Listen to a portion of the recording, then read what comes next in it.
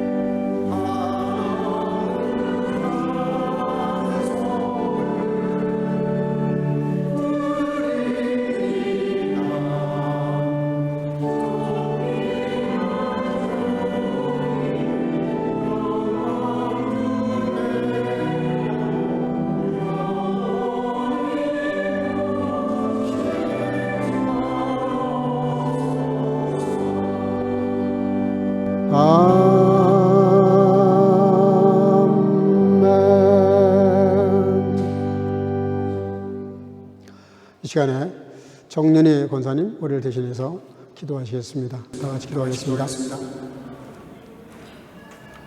다 같이 기도드리겠습니다. 은혜의 하나님, 한 주간 삶도 여기까지 인도해 주시고 주님의 날 주님 앞에 나와 예배드릴 수 있게 하시니 감사합니다. 우리의 예배자 되시며 거룩하신 하나님께 오늘도 정성 들여 예배드리기를 원합니다.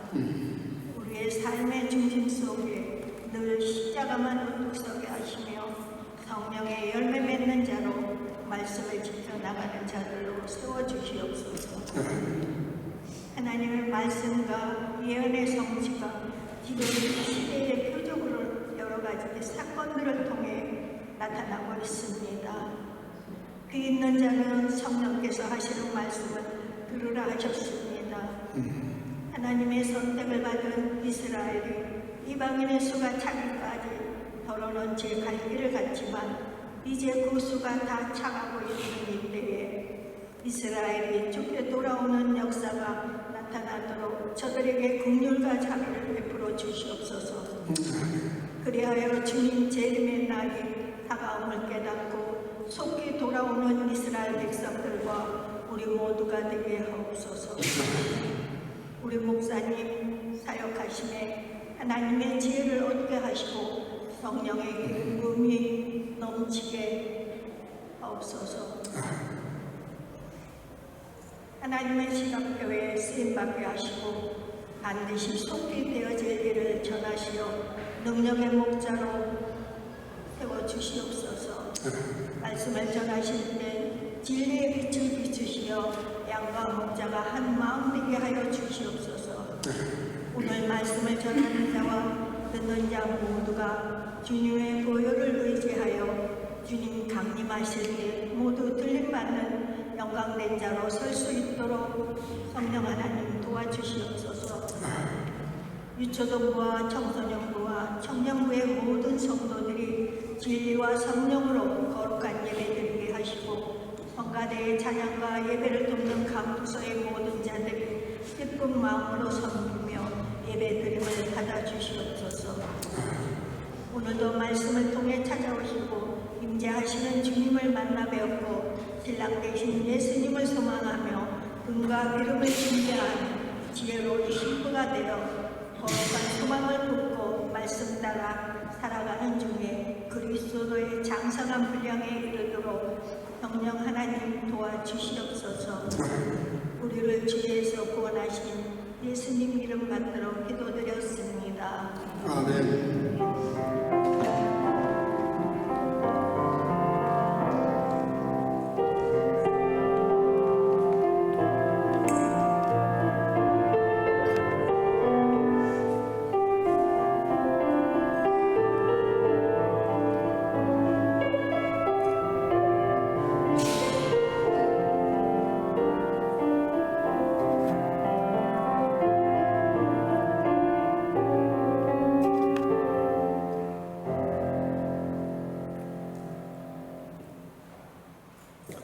하나님 말씀 요한복음 20장 19절에서 22절입니다.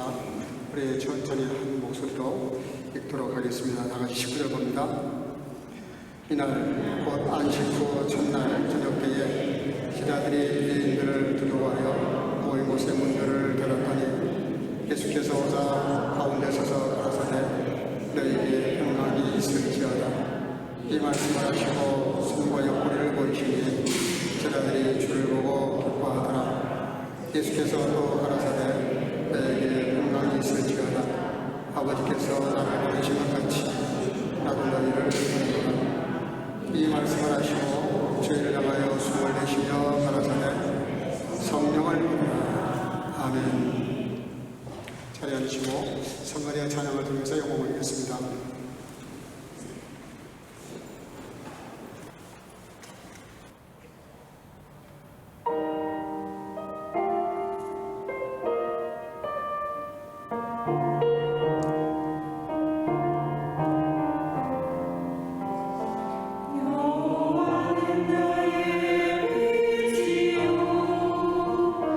나의 구원이시니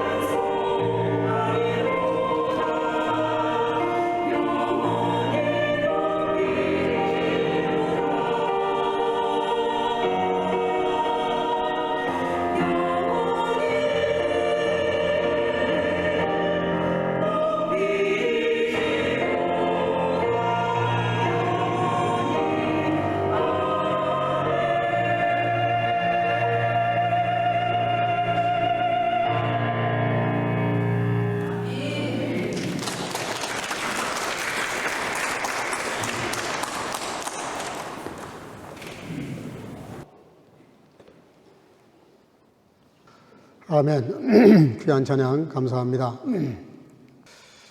우리가 잘 아는 지금 104세인가 5세까지 살고 계시는 김형석 교수라고 현대 철학 교수가 있습니다. 저도 젊었을 때 이분 책을 많이 읽었는데 이분이 한 번은 유엔 본부를 방문을 했다고 합니다.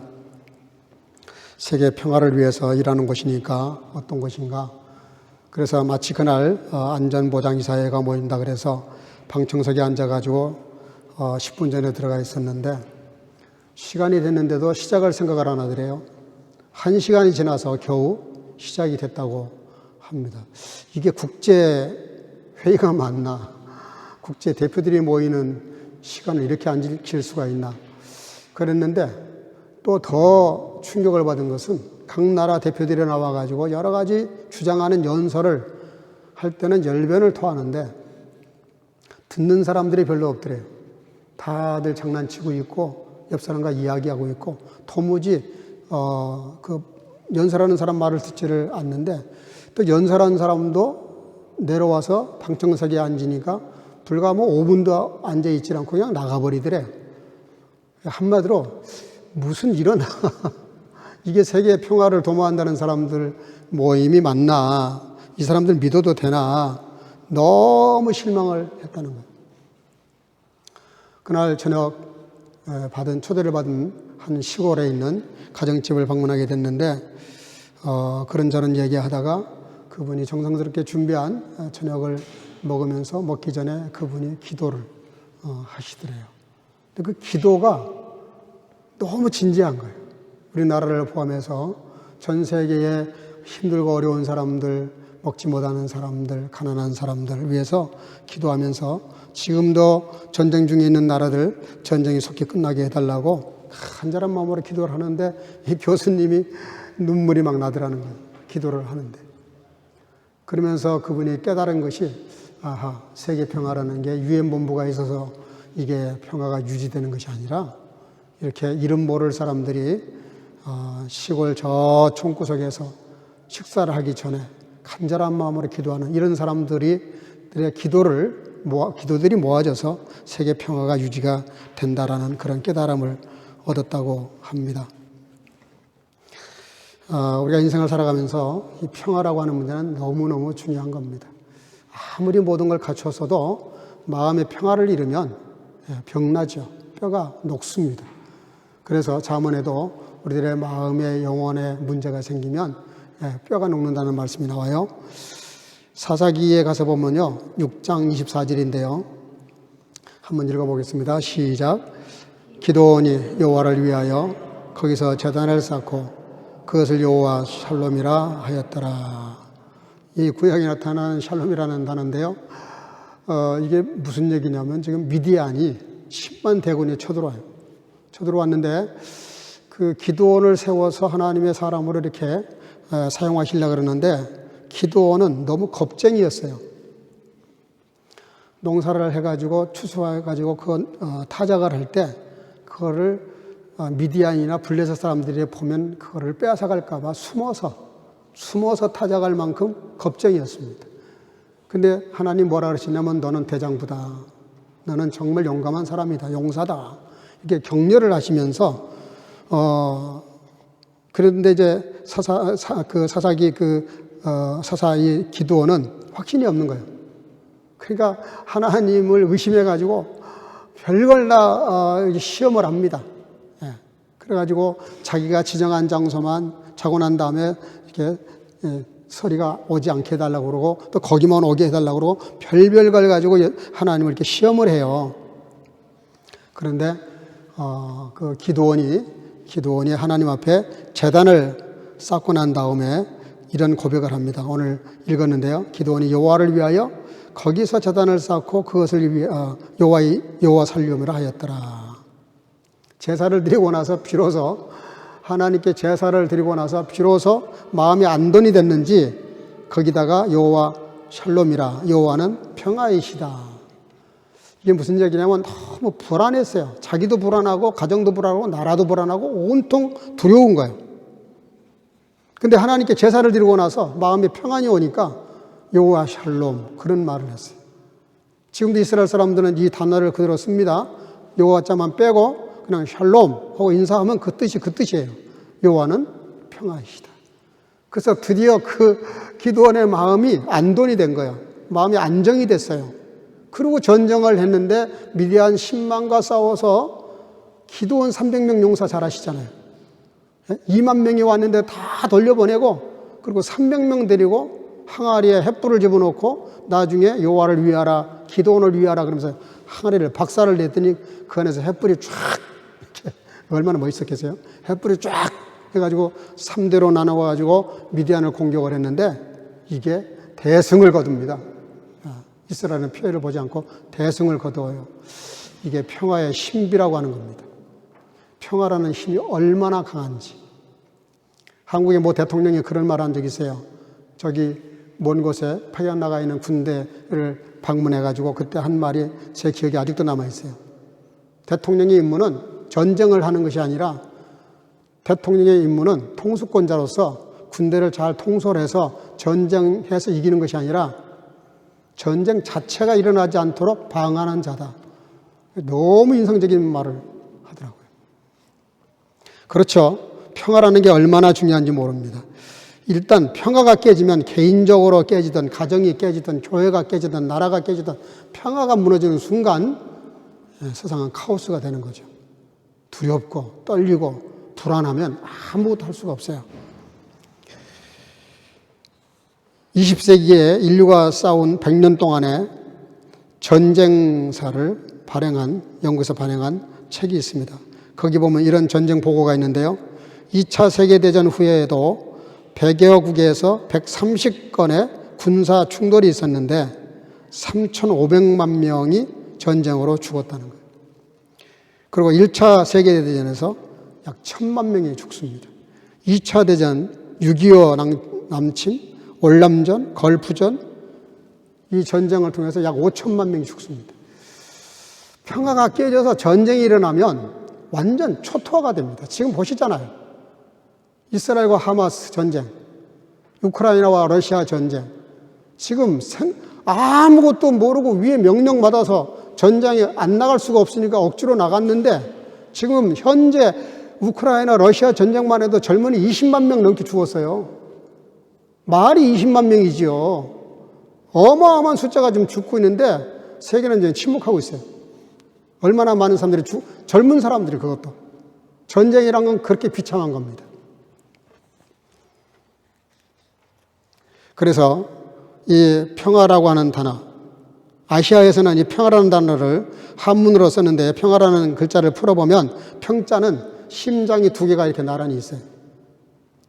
이게 뭐냐면은 평화라고 하는 것은 이념을 말하는데 화는 입구자 속에 법화가 있는데 경제적인 평등, 그거를 아시아에서는 평화라는 개념으로 한문으로 이렇게 해석을 했습니다.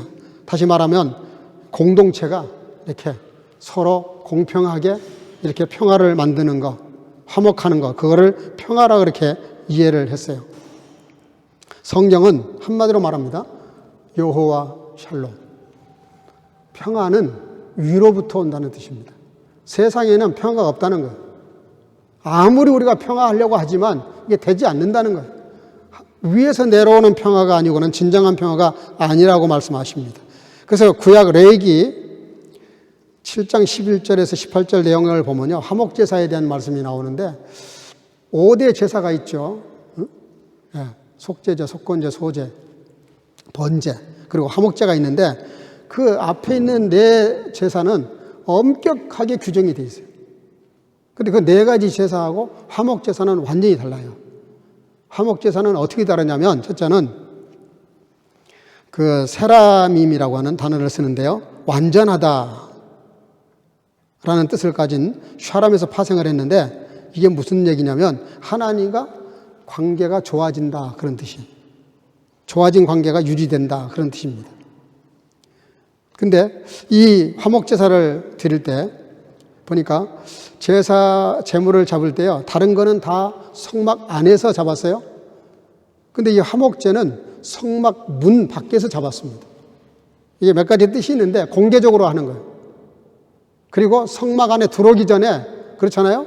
형제와 다툼이 있으면 먼저 재물을 거기다 놔두고 성전에 갖다 놓고 가서 형제와 화해하고 와서 예배를 드려라. 예수님 말씀하신 거거든요. 이 구약 화목 제사에서 온 정신입니다.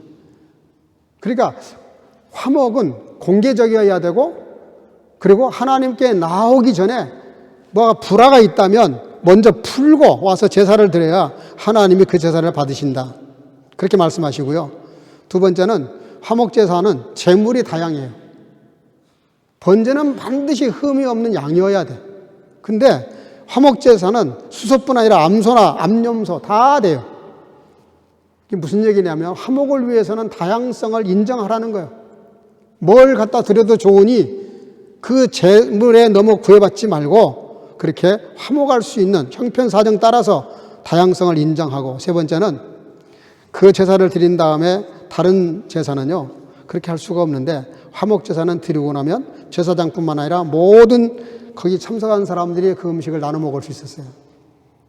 그러니까 화목이라는 건 모두가 필요하고 모두가 누려야 될 일이고, 이 평화를 위해서 예수님이 오셨다. 그런 말씀이시죠. 그래서 로마서 12장 18절에 보면은 할 수 있거든 너희로서는, 따라합시다. 모든 사람으로 더불어 평화하라. 여기 모든 사람이라 그랬어요. 내 마음에 드는 사람, 나하고 수준이 같은 사람, 같은 동양 사람, 같은 지식 수준, 이게 아니에요. 할 수만 있으면 모든 사람, 믿는 사람 안 믿는 사람 할 거 없고, 나이 따질 거 없고, 출신 따질 필요 없어요. 누구나 다 이렇게 화목하라고 그렇게 말씀을 하고 있습니다. 오늘 말씀, 제가 읽어드리는 말씀은 진정한 평화가 어디서 오고 왜 그 평화가 신비한 힘을 갖고 있는지 같이 은혜를 좀 생각해 보려고 합니다. 첫째는 오늘 본문 19절인데 한번 읽고 시작하겠습니다. 19절 다 같이 시작. 이날 곧 안식 후 첫날 저녁 때 제자들이 유대인들을 두려워하여 모인 곳에 문들을 닫았더니 예수께서 오사 가운데 서서 가라사대 너에게 평강이 있을지어다. 아멘. 아멘. 여러분들 성경 읽으면 아멘 하는 게 좋아요.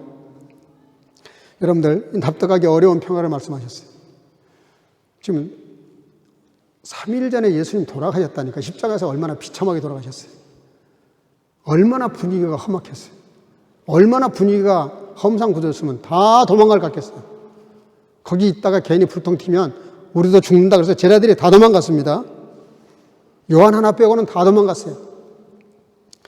여러분들, 그러니까 지금 예수님이 죽으신 지 엊그저께인데 다시 나타나셨으면 놀라지 마라. 나다. 내지는 내가 부활했다, 내가 다시 살아났어 하면서 그런 말씀하시거나, 아니면은 내가 십자가 지려고 할 때 다 도망갔는데 그럴 수가 있냐 말이야. 이러고 뭐 하시는 말씀이 너무 많아. 근데 밑도 끝도 없이 뭐라 그래요? 너희에게 평강이 있을지어다. 이게 참 너무 사실은 상상하기 어려운 그 환경, 분위기, 앞뒤, 전후 사정과 안 맞는 지금 말씀을 하셨습니다. 이게 무슨 얘기냐면, 평화는 우리들에게 어떤 충족 조건이 됐을 때 평화가 오지 않는다는 뜻입니다. 환경이 좋아야 되고, 앞뒤가 맞아야 되고, 노곤하고 타협이 잘 돼야 되고, 문제가 없어야, 그래야 생기는 인간적인 평화가 아니라는 뜻이에요. 예수님 우리에게 주시는 평화는 뭐냐면요, 하나님과 인간 사이에 가장 크게 막힌 담, 그래서 완전히 불화 정도가 아니라 분리가 돼버린 그런 원수지간이 됐는데, 이 관계를 개선하고 문제를 풀고 막힌 담을 헐어버리고 하나가 됐을 때, 하나님과 우리가 하나가 됐을 때 오는 평화를 말해요.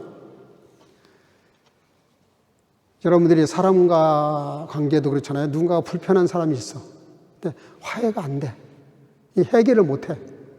그 사람 볼 때마다, 생각할 때마다 마음이 불편하잖아요. 그렇잖아요? 마찬가지예요.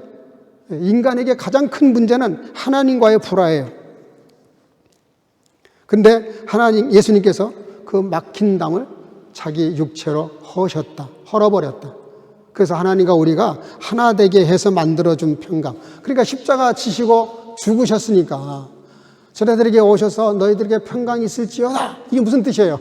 내가 너희들의 모든 문제를, 하나님과 너희들 사이에 있는 문제를 내가 십자가의 죽음으로 다 치웠다. 그러니 평강해라. 앞의 내용을 빼고 말씀하신 거예요.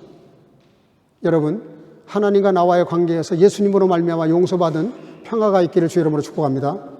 이 평화를 여러분들이 누리셔야 돼요. 마가복음 4장에 보면 35절 이하에 예수님과 제자들이 배를 타고 가시죠. 갈릴리 바다를 건널 때 갑자기 폭풍이 일어납니다.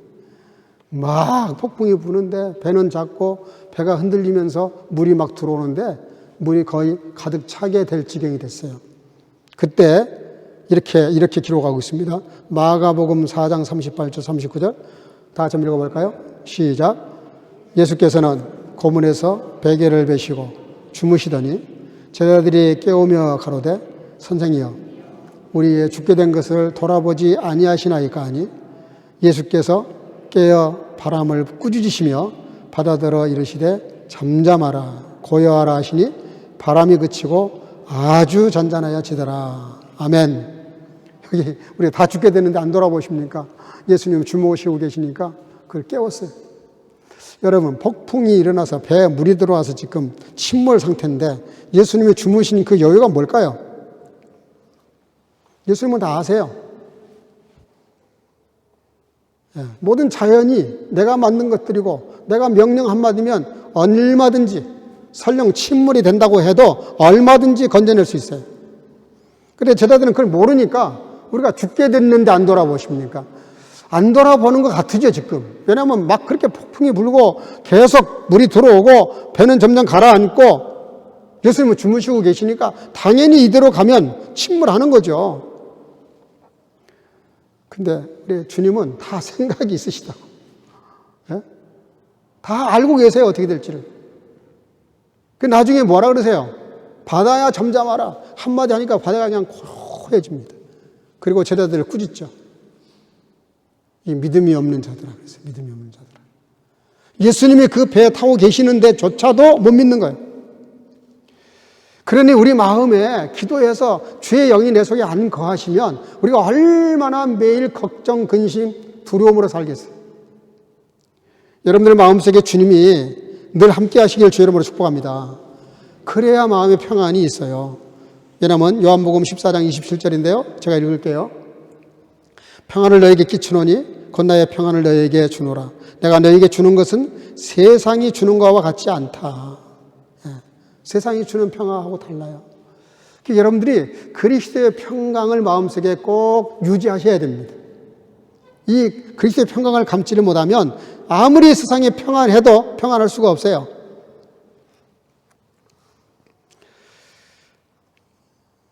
성 프란시스가 굿비오라고 하는 마을에 이렇게 머물고 있었을 때 실제로 있었던 일이라 그러는데 저는 이 글을 읽고도 잘 안 믿어질 정도인데 밤마다 이 마을에 늑대가 와. 그래가지고 고양이도 잡아먹고 토끼도 잡아먹고 가축들을 막 해치는 거예요. 그러니까 사람들이 밤만 되면 두려워요. 두렵고 무서우니까 나중에는 이분들이 점점 하나둘 그 마을을 떠나기 시작해요.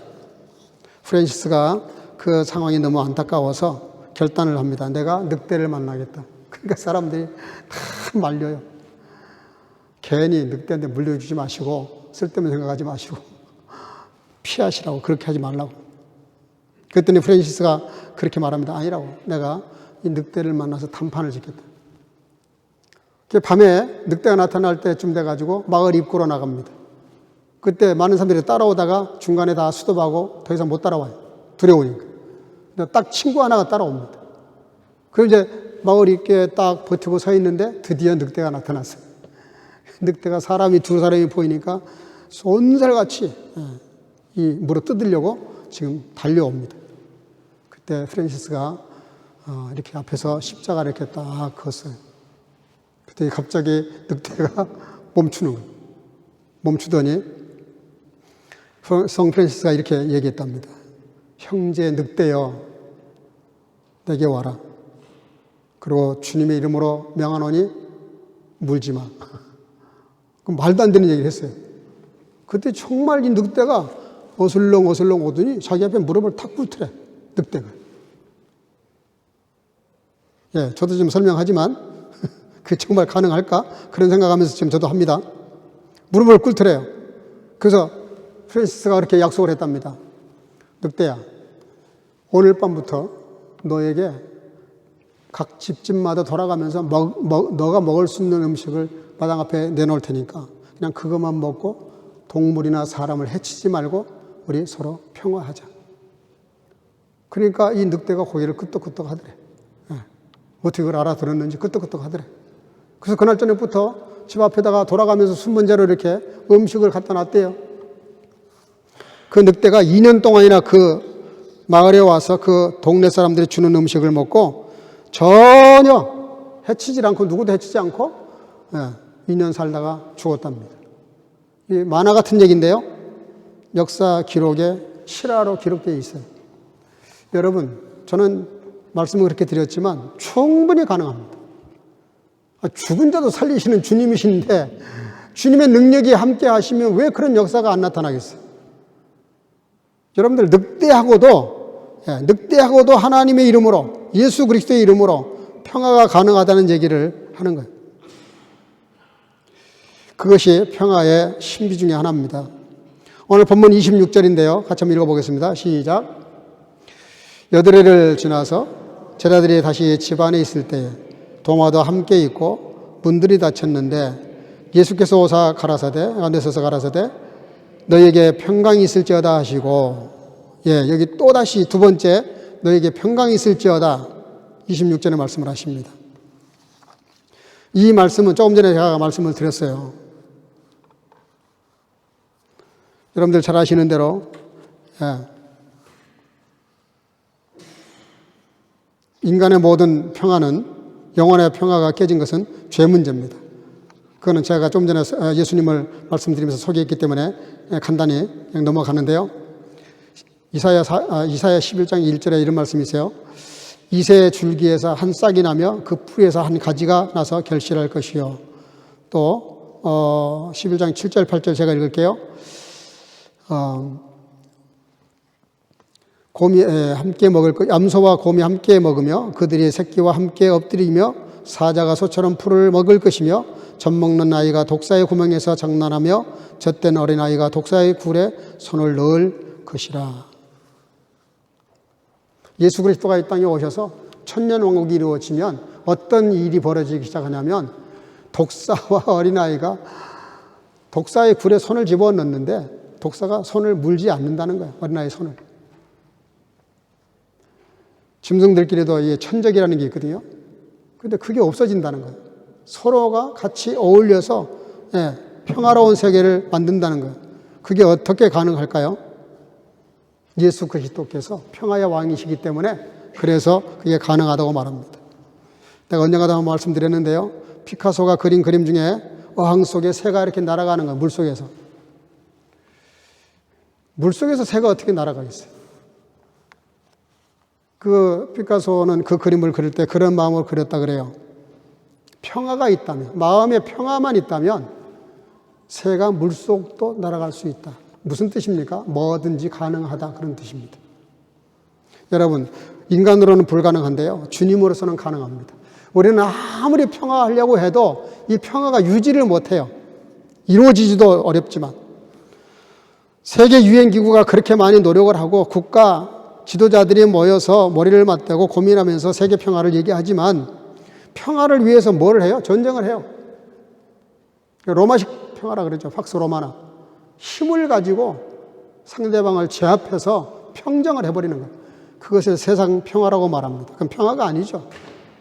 그래서 아시아 쪽 그런 상황이 벌어지면 반드시 원수를 갚게 돼 있어요. 원수를 갚았으니까 또 이쪽에서 원수가 또 생기는 거예요. 그래서 원수 갚는 역사가 아시아 역사입니다. 그 전쟁을 그렇게 계속해요. 오직 이 평화는 본문 21절인데요. 한번 또 같이 읽어보겠습니다. 본문 21절. 시작. 예수께서 또 가라사대 너에게 평강이 있을지어다. 아버지께서 나를 보내신 것 같이 나도 너희를 보내노라. 세 번째는요. 평화가 어떻게 이루어지냐면 따라합시다. 관계 개선. 관계 개선. 어떻게 평화가 이루어지냐면은 지금 예수님께서 이 말씀 굉장히 중요한 거예요.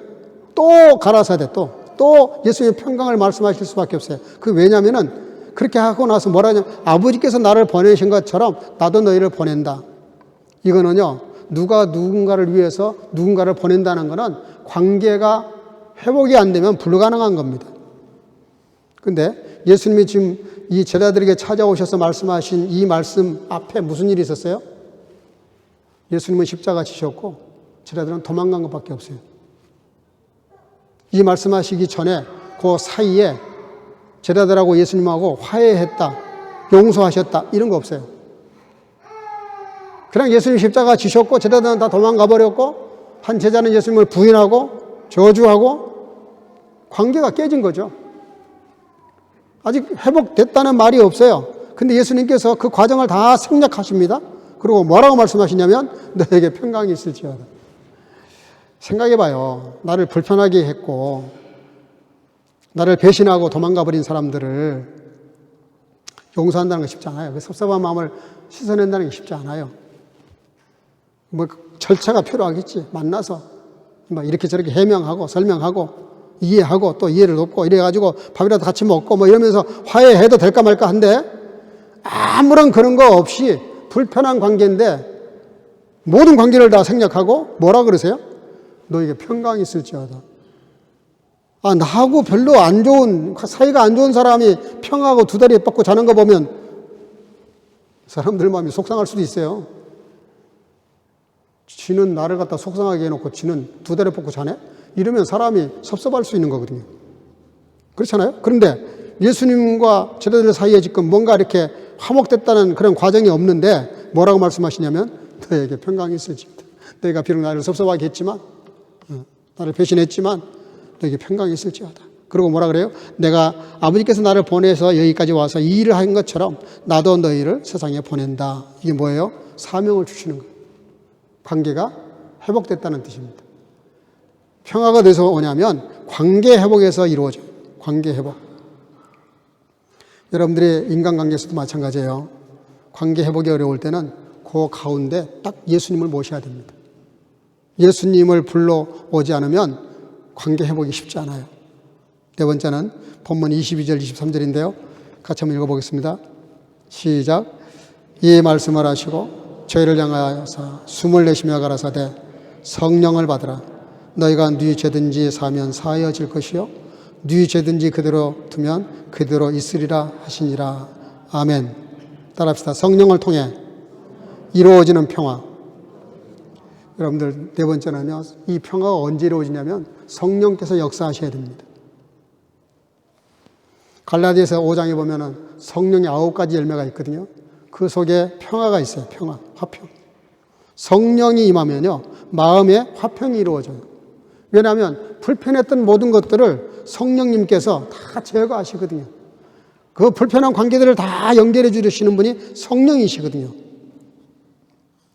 그래서 이건 제가 안 보냈는데 요한복음 14장 26절 보혜사 곧 아버지께서 내 이름으로 보내실 성령 그분이 오시면 너희의 모든 걸 진리 가운데로 인도하고 가르쳐 알게 하실 것이다. 성령은요 우리가 모르는 걸 다 깨닫게 하세요. 그리고 내가 헤아리지 못한 것들 다 헤아리게 하세요. 로마서 8장 26절에는 뭐라고 말하냐면 성령님은 우리의 연약함을 도우시며 기도할 것조차도 모를 때 탄식하면서 내 대신 기도해 주신다는 거예요. 성령님이 나의 삶을 이렇게 대신해 주시지 않으면 우리는 평화할 수가 없어요. 평화의 네 번째 방법이 뭐냐? 성령님을 우리 마음속에 모셔드려야 돼요. 여러분들 성령님을 모셔드린다면 굉장히 오해를 많이 하더라고요. 여러분들 성령이 내 마음속에 계신지 안 계신지 그 아는 방법이 있어요. 성령이 마음에 임하시면요 하나님께 예배드리는 게 기분이 좋아요. 기뻐요. 성경을 읽으면 너무 기분 좋고요. 연애편지 읽는 것처럼 너무너무 말씀이 달아요. 성령님이 내게 계시잖아요. 그러면 선한 일에 대해서 그렇게 기쁘고 즐겁고 막 힘이 나는 거예요. 근데 성령님이 안 계시면 거꾸로 가는 거죠. 성령님이 계시면 자꾸 죄에 대해서 불편한 마음이 생기고 그리고 하나님이 싫어하는 것에 대해서 불편해져요, 자꾸. 그게 성령이 계시다는 증거입니다. 성령님이 계시면 하나님의 하자만 나와도 벌써 기분이 좋아요. 그게 성령님 계신 증거예요. 그래서 오늘 그 말씀 가운데 우리가 성령이 우리 가운데 임하시는 여러 가지 이야기를 제가 드렸는데, 성령이 임하셨을 때 우리에게 평화가 오는데, 골로새서 3장 15절에 마지막으로 읽겠습니다. 다 같이 한번 읽어볼까요? 시작. 그리스도의 평강이 너희 마음을 주장하게 하라. 평강을 위하여 너희가 한 몸으로 부르심을 받았나니 또한 너희는 감사하는 자가 되라. 아멘. 여러분들, 평강이 마음을 주장하게 하라. 이게 뭐예요? 항상 우리는 뭔가가 나를 주장하고 있어요. 내가 나를 주장할 수도 있고요. 남편이 나를, 아내가 나를, 아버지, 엄마가, 아니면 자녀가, 아니면 이 땅의 어떤 근심 걱정들이 나를 이렇게 주장을 해요. 어떤 사람들 보면은 그냥 밤잠을 못 자고 고민하는 건 뭐예요? 그 사람이 그 문제가 그 사람을 딱 주장하고 있는 거예요. 뭐가 주장하느냐가 얼마나 중요한지 몰라요.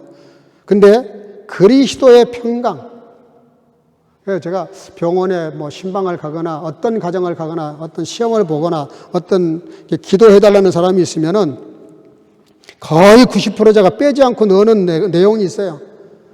그리스도의 평강이 마음을 주장하게 해 주셔서 시험도 잘 보게 해 주시고 문제도 해결하게 하시고 건강도 빨리 회복하게 해 주시고 성령님이 역사하시는 그리스도의 평강이 마음을 주장하게 해달라고 기도를 드려요. 여러분들 마음속에 진정한 그리스도의 평강이 있으면 하지 못할 일이 없어요. 지난주 우리가 기쁨의 힘을 생각했잖아요. 그 기쁨도 사실 따지면 어디서 와요? 성령의 그리스도의 평강, 그 평강이 내 마음을 주장할 때 그 기쁨이 오잖아요. 여러분들, 그래서 여러분들 마음속에 그리스도의 평강이 크든 작든 그리스도의 평강이 여러분들 마음을 주장할 수 있기를 주의 이름으로 축복합니다. 이 평강이 우리 마음이 주장하도록 하는데 이걸 빼앗기지 말아야 돼요. A.J. 머스트라는 분이 베트남 전쟁이 한참 치열하게 벌어지고 있을 때 밤마다 이분이 촛불을 하나 켜가지고 그 백악관 담장 앞에 가서 문 앞에서 이렇게 촛불 시위를 했답니다. 그러니까 촛불 들고 시위하니까 베트남 전쟁 끝나게 해달라고 전쟁 그 시위하는 촛불 집회하는 줄 알고 사람들이 때로는 뭐 10명, 20명, 100명 이렇게 모였다가, 그러나 늘 혼자 그렇게 수개월 동안을 그렇게 서서 데모를 했답니다. 그거를 보고 있던 기자 하나가, 방송국 기자 하나가 질문을 했어요. A.J. 머스트 당신은 이렇게 혼자 촛불을 들고 데모한다고, 시위한다고 나라 정책이 바뀌고 세상이 달라질 거라고 생각하십니까? 쉽게 말하면 너무 어리석은 짓 아니냐, 뭐 이렇게 헛수고하고 있냐, 그런 투였어요. 그때 이분이 유명한 말을 했습니다. 천만에요. 제가 이거 데모하고 촛불 들고 이거 한다고 절대로 나라가 바뀌지도 않고 정책도 절대로 안 바뀐다는 건 내가 잘 압니다. 도대체 왜 그러고 있습니까? 제가 여기 이렇게 촛불을 들고 데모하는 거는 세상을 바꾸고 그 정책을 바꾸려고 그러고 전쟁을 끝내게 하려고 하는 것이 아니라 내 마음에 그리스도의 평강이 있는데 이 내 마음의 평화를 뺏어가지 못하도록 이 마음의 평화를 지키려고 이렇게 촛불 들고 서 있는 겁니다. 그런 말을 했다 그래요. 대단한 사람이죠. 여러분들,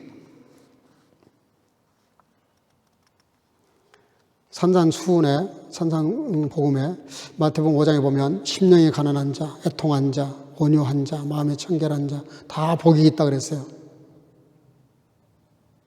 그래서 이런 심령이 가난하고 애통하고 온유하고 청결한 그런 사람이 자기를 위해서는 그렇게 해야 되지만 이렇게 마음이 청결해지고 온유해지고 애통하고 심령이 가난해지면 따라오는 인격, 덕이 있다 그래요. 그게 뭐냐면 궁율인데, 앞에 네 가지는 자기의 영혼을 위한 거라면 긍휼은 상대방을 위한 겁니다. 우리가 세상에 평화를 만들어 가려고 그러면 앞에도 말씀드렸지만 다양성을 인정해야 되고 나와 다름을 틀렸다고 말할 것이 아니라 저렇게도 생각하고 저렇게도 사는구나 인정을 하는 거예요. 그래서 내 마음에 먼저 평화가 이루어지면 다른 사람들의 문제를 문제로 보지 않고 그걸 이해를 해요. 이런 사람들이 뭘 만들어 가느냐? 평화를 만들어요. 그래서 공감복음 마태복음 5장에 보면 결론이 뭡니까? 평화를 만드는 사람, 평화를 만드는 사람을 하나님의 아들이라 그랬어요. 저와 여러분들은 하나님의 아들, 딸이잖아요. 당연히 우리가 만들어야 될 게 뭐냐? 평화입니다. 하나만 더 읽고 마치겠습니다. 제가 읽을게요. 이사야 26장 3절인데요. 주께서 심지가 견고한 자를 평강의 평강으로 지키시리니 이는 그가 주를 신뢰함이니이다. 아멘. 주님께서 어떤 사람의 마음에 평강을 주시냐면 심지가 견고한 사람. 아까 그랬잖아요. 평화가 내 마음을 주장하게 할 뿐만 아니라 그런 마음이 견고해지는 사람. 정말 마음의 평화를 견고하게 지키기 위해서 심지가 견고한 사람. 다른 말로 할게요. 지조가 있는 사람. 한번 마음을 딱 정했으면 왔다 갔다 하는 게 아니에요. 그냥 마음을 딱 정한 대로 그대로 심지가 견고해서 그래서 마음의 평화를 유지할 뿐만 아니라 이 평화를 가지고 다른 사람에게까지 전가되도록 만들어가는 사람, 피스메이커. 이런 사람이 하나님의 아들과 딸이라는 거예요. 여러분들, 평화의 신비가 뭡니까? 마음의 진정한 평화를 가진 사람이 하나님의 자녀가 되고 하나님의 자녀라면 당연히 마음의 평화가 있다는 거죠. 그리고 다른 사람들과의 관계에서도 평화를 만들어 간다는 거예요. 이 평화, 이 마음의 평강을 가진 사람의 힘, 그거는 세상에 감당할 수 없는 그런 놀라운 힘을 가지고 있다는 것을 오늘 본문을 통해서 소개를 했습니다. 예수님은 비록 십자가를 지셨지만 죽으셨지만 다시 부활하셔서 첫 번째 제자들에게 그렇게도 갈망하면서 주고 싶었던 게 뭐냐? 이 평화예요. 십자가의 죽음조차도 넘어서서 부활의 나라로 가는, 부활하시는 그 능력, 그 능력을 가지고 우리에게 주시고자 했던 그 간절함이 뭐냐면 저와 여러분들의 마음속에 그리스도의 평강이 있기를 바라시는 겁니다. 여러분들 좀 어렵고 힘든 일이 있을 수 있어요. 남들이 모르는 고민을 가질 수도 있고 왜 나한테는 이런 문제가 자꾸 생길까 그런 일이 있을 수도 있어요. 환경에 여러분들 지배받으면 안 돼요. 그럴수록 더욱 예수 그리스도의 평강이 마음을 주장하시도록 마음을 내어드리고 그리스도의 평강을 마음속에 품고 심지가 견고한 자처럼 지켜나가는 하나님을 믿고 지켜나가는 그런 평강을 가지고 주님을 기쁘시게 해드리고 또 평화를 이 땅에 만들어가는 저와 여러분들 되시기를 주 이름으로 축복합니다. 기도하겠습니다. 사랑과 은혜가 충만하신 아버지 은혜 감사합니다. 오늘도 주 앞에 나와 예배하는 시간에 평강의 신비에 대해서 잠시 생각했습니다. 아버지 하나님, 평화가 없고 모든 질서가 깨지고 다투고 싸우고 터지는 아버지 하나님 지구촌의 3차 대전을 염려할 수밖에 없는 상황까지 가고 있는 이 어려운 때에 우리 그리스도인들이 먼저 아버지 그리스도의 평강을 마음속에 이루게 도와주시고 그 이룬 마음의 평화를 가지고 이웃과 평화하게 하시고 가정에서 평화하게 하시고 교회에서 이 사회 속에서 내가 있는 그 모든 장소마다 평화를 만들어갈 수 있는 하나님의 아들, 딸들이 다 되어서 아버지 하나님 세계의 평화가 먼데 있는 것이 아니라 나부터 시작된다는 사실을 기억하고 이 평화를 만들어가는 우리 모두가 될 수 있도록 그래서 온 세계가 온 지구촌이 평화를 이루는 시간이 올 수 있도록 주께서 역사해 주시기를 간절히 소나옵고 예수님의 이름으로 기도하옵나이다. 아멘. 말씀을 생각하시면서 찬송가 469장을 부르면서 준비하신 예물을 드리겠습니다.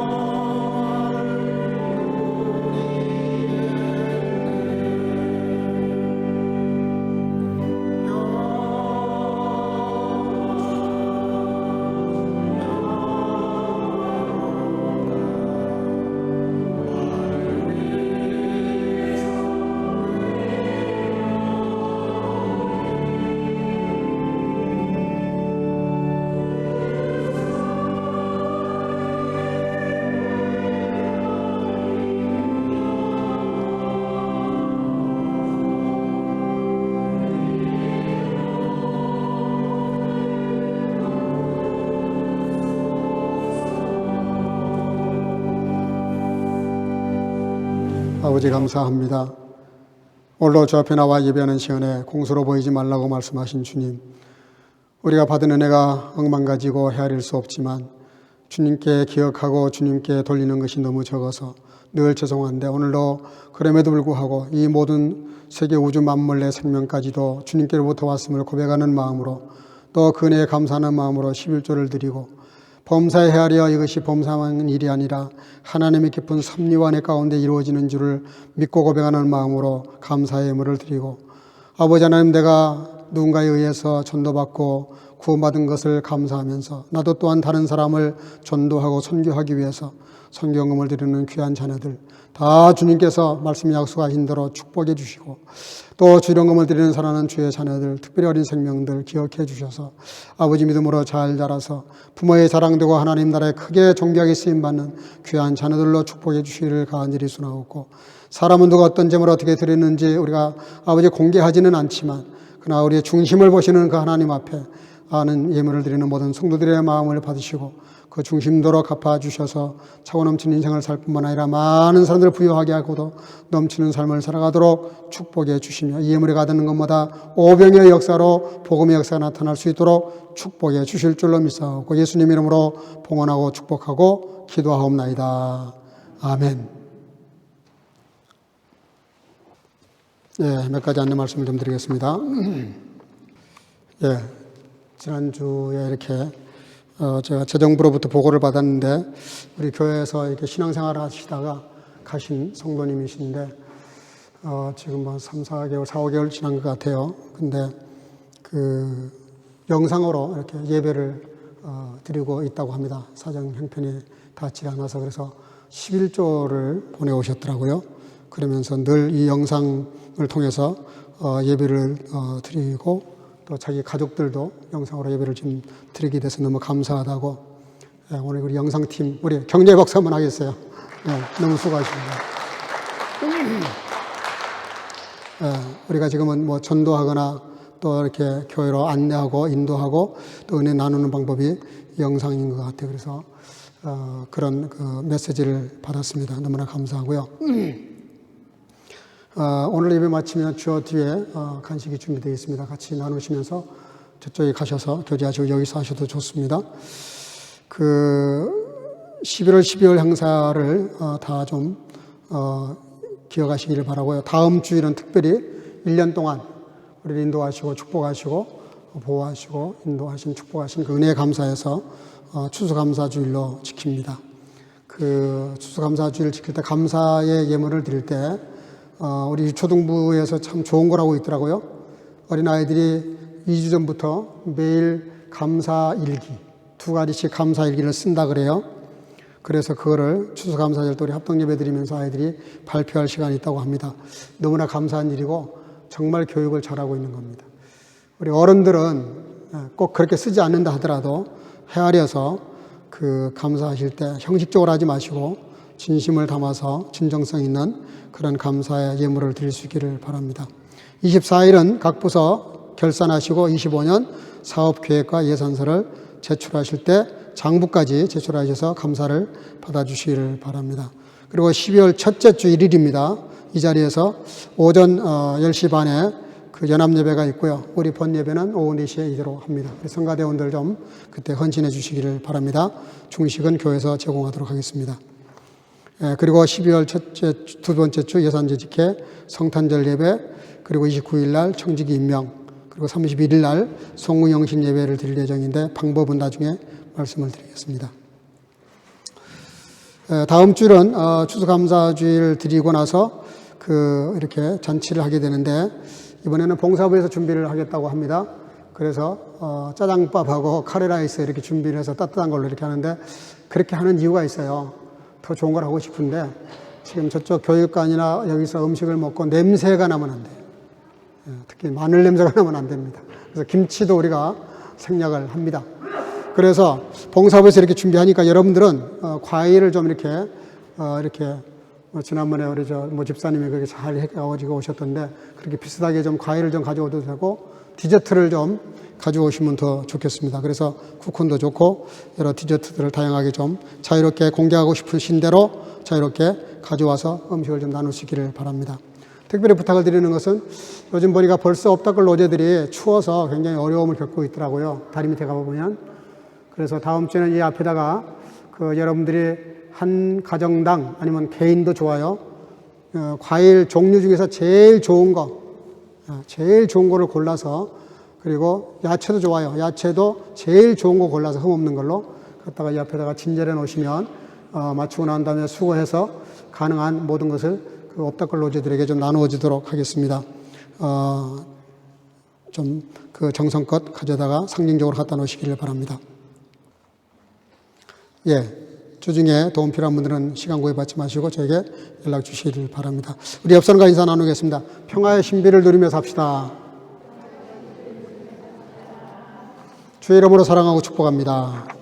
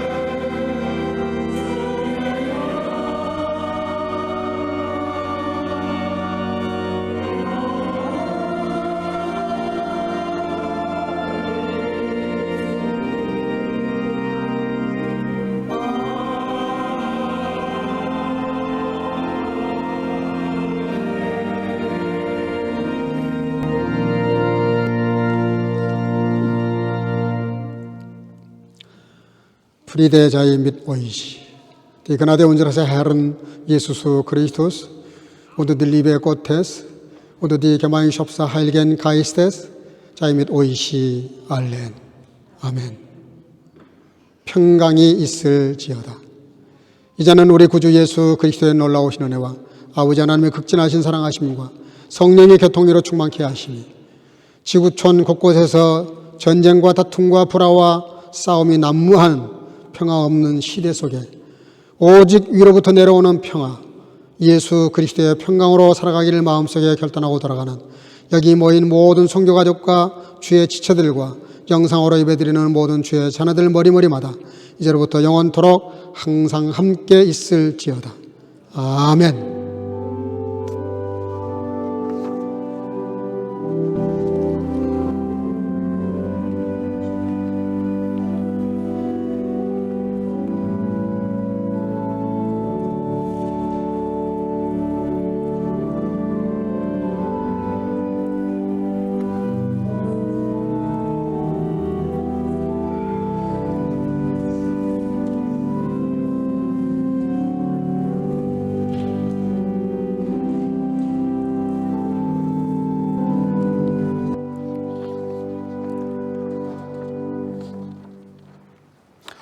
잠깐 앉으시고요. 오늘 출장 때문에 나오지는 못했지만 우리 박예은 자매님 오늘이 생일이네요. 우리 영상으로 예배를 드리는데 우리 축하를 하도록 하겠습니다. 축하송. 감사해요.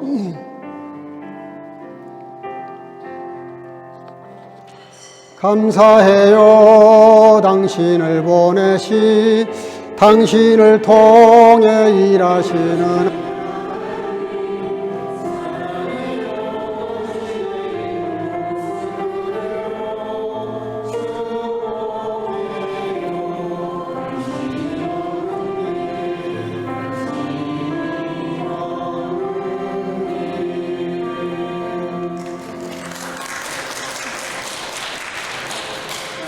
저기 우리 누나 어머니 오셨네요. 잠깐 인사드릴까요? 반갑습니다.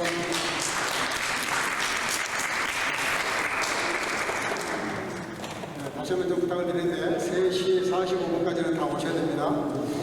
성가대는 3시까지 오시고요. 일찍 오셔도 여기가 요즘 3시까지 채워서 끝냅니다. 저쪽 잘해서도 지금 오늘 여기가 안 됐으면 4시 넘도록 했을 텐데 어제는 또 4시까지 딱 하고 끝나는 것 같아요. 정말 우리가 시간을 잘 지켜서 그래서 예배 지나고 보내주시기 바라고요. 그런데 예배는 4시 5분 전 10분 전에 한번 시간을 다 들어와 계셔야 됩니다. 기도하겠습니다. 사랑과 은혜가 충만하신 아버지를 감사합니다. 오늘 예배 잘 드리고 사랑하는 딸 생일을 맞이해서 축하했습니다. 늘 주님과 동행하며 존귀하고 행복하고 강건한 삶을 살도록 함께 하시기를 원하옵고 온 우리 성교 가족들 오늘 예배 마치고 교제할 때 주의 사랑이 함께 나누어지게 도와주시고 특별히 다음 주일이 추수감사주일인데 한 주간 동안 기도하고 묵상하고 헤아려 보면서 나에게 베풀어 주신 그 하나님의 놀라운 은혜와 사랑들을 정말로 우리 마음을 다해서 진정성을 가지고 감사할 수 있는 감사를 준비하는 한 주간이 될 수 있도록 그래서 행복하고 축복 넘치는 삶을 살아가도록 승리의 삶을 살도록 온 성교 가족을 축복해 주실 줄로 믿사오고 오늘 이렇게 많이 나와 예배를 드리지만 또 여러 성도들이 빠지고 여러 사정 때문에 나오지 못했는데 같은 형편에 있는 모든 성도들에게 같은 은혜를 베풀어 주실 줄로 믿사오고 예수님의 이름으로 축복하고 기도하옵나이다. 아멘. 영광의 박수 올리겠습니다. 할렐루야. 네, 교제 나눠주시기 바랍니다.